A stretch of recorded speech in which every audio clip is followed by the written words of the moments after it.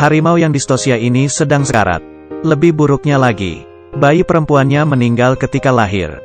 Di momen terakhir hidupnya, dia terus menatap Xiao Xuan. Pernapasannya berhenti perlahan-lahan. Awalnya Xiao Sui berencana mengubur mereka di pinggir pantai, memberikan salam perpisahan.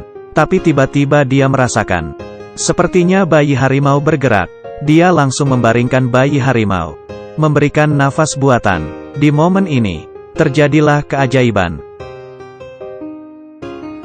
Bayi harimau kembali hidup, mulai tersadar. Dia pelan-pelan membuka mata, menggerakkan kaki depannya.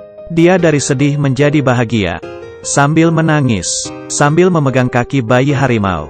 Dikatakan setelah bayi hewan lahir, siapa yang dilihat pertama kali dianggap sebagai ibunya. Jadi Xiao Sui memutuskan mengadopsinya sebagai anak perempuannya. Dia membawa anak harimau ini ke rumahnya, memberinya minum, menemaninya bermain. Seiring berjalannya waktu, harimau tumbuh semakin besar. Ruangan sempit kecil itu sudah tidak bisa menampung dia. Demi menyelesaikan masalah tersebut, Xiao Sui menemukan sebuah gereja tua. Dia memutuskan merenovasinya, mengubahnya menjadi rumah harimau. Dia sering datang mengunjungi harimau. Akan tetapi hari ini, harimau menghilang. Dia yang cemas datang ke kantor pencarian hewan, berharap mereka membantu dia menemukan harimau. Di kantor ini terdapat 3 pegawai. Kakak pertama memerintah, kakak kedua membuat rencana, kakak ketiga menjalankan aksi. Melalui investigasi mereka, targetnya adalah seorang profesor terkenal. Konon profesor ini suka mengoleksi patung hewan buas. Tapi ini hanya rumor, tidak ada bukti, tidak ada yang bisa membuktikannya. Mau tidak mau mengandalkan mereka. Dan mereka mengutus kakak ketiga menghadiri upacara sang profesor. Menaruh GPS pada tubuhnya, mereka menemukan sarang profesor terletak di sebuah villa besar dalam pulau. Demi menemukan lokasi harimau, mereka menemukan cara. Kakak kedua merusak keamanan Xiao Sui dan kakak ketiga menyamar menjadi staf perbaikan, memeriksa keadaan villa. Ketika Xiao Sui sedang memperbaiki, petugas tiba-tiba bertengkar. Dia melihat ember di tangannya, ternyata berisi daging babi. Dia mencari alasan dan mengikuti petugas. Ternyata gambar di ruang belajar. Ternyata ada pintu rahasia. Untuk membuka pintu rahasia itu, melalui lubang kunci kantor petugas, melihat letak kartu kunci, dan juga kode berangkas. Tinggal mencari cara menyelinap villa, menyelamatkan harimau. Wanita ini mencuri harimau. Jika ingin bersembunyi dari pengawasan, harus menjadi petugas. Xiao Sui menyamar untuk wawancara. Petugas Chen tidak sadar, memasukkan obat tidur ke kopinya, dan mengaduknya. Petugas meminumnya hingga habis. Gula ini masih belum mencair. Dia tidak curiga sedikitpun.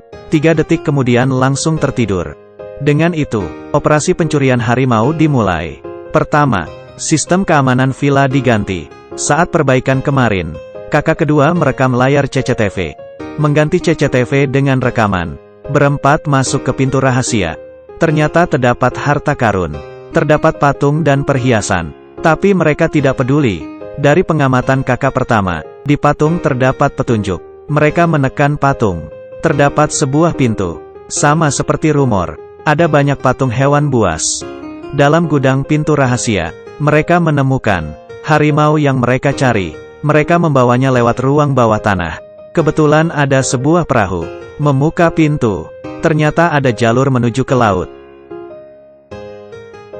Saat mereka mengira sudah berhasil kabur, datang beberapa perahu menghadang mereka.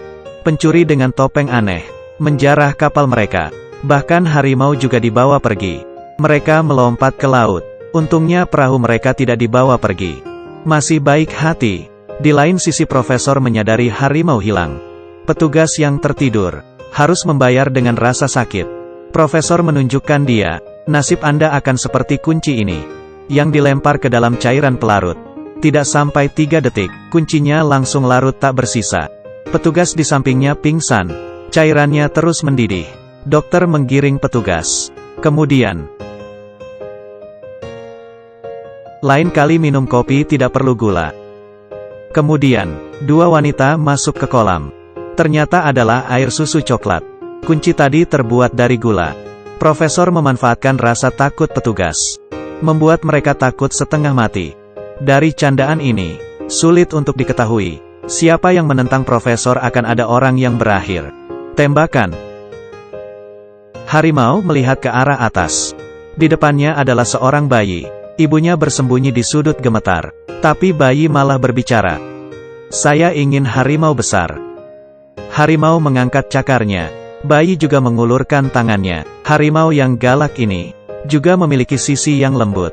Tapi saat ini dia sedang berjalan di puncak gedung. Dari belakang dia dikepung oleh polisi. Demi kabur, dia hanya bisa manjat ke atas. Polisi memanfaatkan kesempatan. Sebuah tembakan. Dia melompat, mengira bisa bebas dari bahaya. Tanpa diduga, dia hampir tidak bernyawa.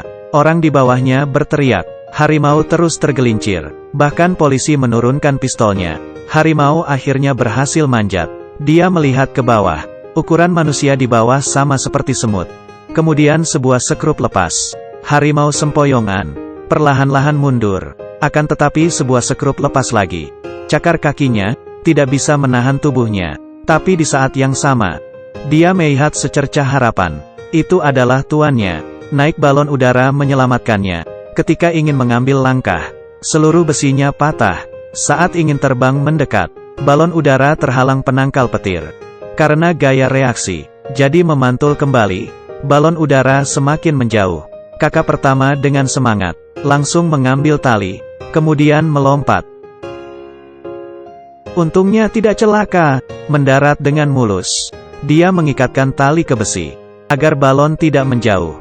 Sisanya bergantung pada harimau. Tuannya berteriak. Harimau lompat ke balon udara.